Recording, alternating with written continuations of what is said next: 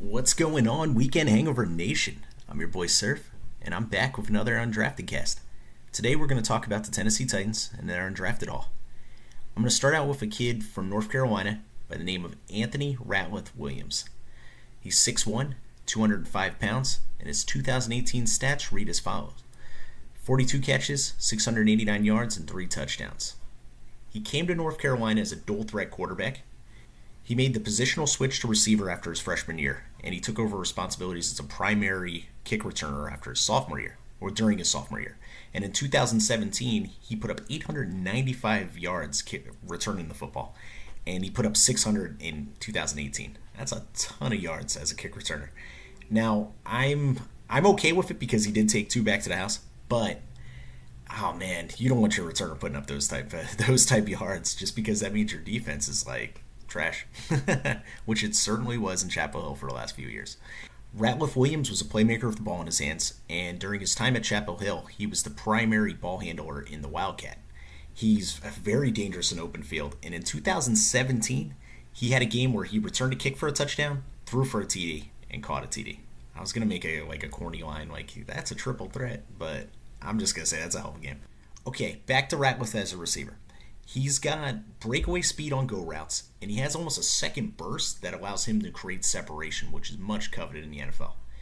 He does a great job battling in midair on 50-50 balls, and possesses a long reach, which really shows with his impressive catch radius. Now on the other side, Ratliff does have a few negative characteristics to his games. He does struggle against press coverage at times, and you can definitely see that he's just learning the position. I mean, even though he played it for 2 years, he's just learning, man. He doesn't have those crispness that you're looking for at the end of cuts on his routes, and he doesn't track the ball very well on deep balls, which could really hurt his NFL chances just because that's his game, his deep routes, you know. So that's Ratliff Williams. I'm honestly shocked he wasn't drafted, and I'm rooting like hell for him to make the Titans team because he was a guy I was looking at before the draft who I really liked. Wish the Eagles would have picked him up, but hey, what can you do? Okay, next up, I got a running back out of Kansas State named Alex Barnes. Barnes is 6 foot, 226 pounds, big back.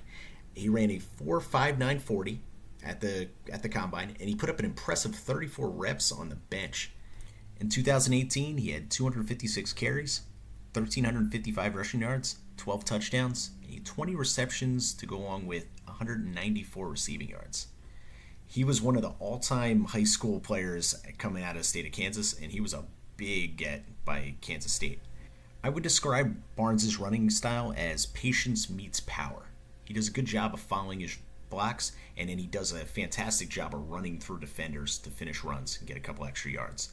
He showed nice hands and ability to protect a quarterback in the pocket, which is all you could ask for a running back his size.